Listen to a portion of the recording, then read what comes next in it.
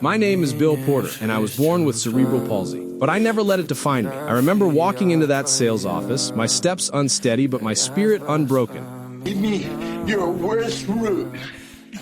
Give me that area nobody wants. What have you got to lose?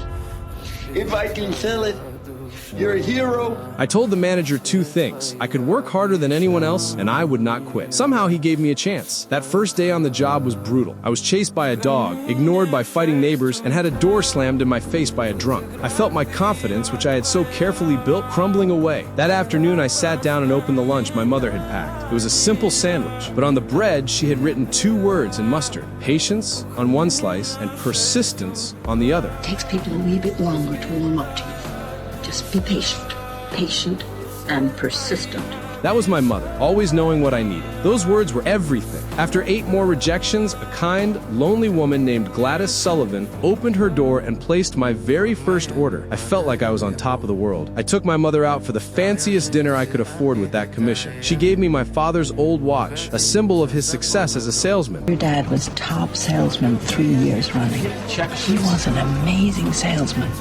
And you look just like him. I swore I would make them both proud, but my joy was short-lived. I was fired because a customer said I scared her child. I couldn't lose that job. I went back, and with a silly puppet, I made the little boy laugh. I got my job back, but when I came home, I found a different battle waiting. Mom was lost. The police brought her home, and she tried to cover it up, but I saw it in her eyes. The confusion. She had Alzheimer's. From that day on, my life became about two things: my route and caring for my mother. As she slipped further away, I worked harder. I'm a burden on you.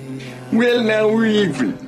Paying for her care one sale at a time. A wonderful young woman, Shelley, came to help with my deliveries. The years blurred into a routine of hard work and quiet heartache. One year, I was named Salesman of the Year. I had done it. I had lived up to my father's legacy. But when I looked at my mother, she just saw a kind stranger. Eventually, I lost her. Then Shelley graduated and moved on. I was alone. One day, I learned that Gladys, my first customer, had passed away. Her son showed me a room in her house. It was filled with every product I had ever sold her. All of them unopened. She hadn't needed the products. She had just needed a friend. I realized I had been so focused on my path that I had missed the love offered to me along the way. My world grew smaller. The internet came, door-to-door sales became a thing of the past, and I retired. I thought my story was over. But then, the little boy I once scared, now a man and a newspaper editor, wrote an article about me. He called me the thread that held the community together. Suddenly, people saw me again. My company hired me back. They understood I wasn't just selling products. I was selling patience.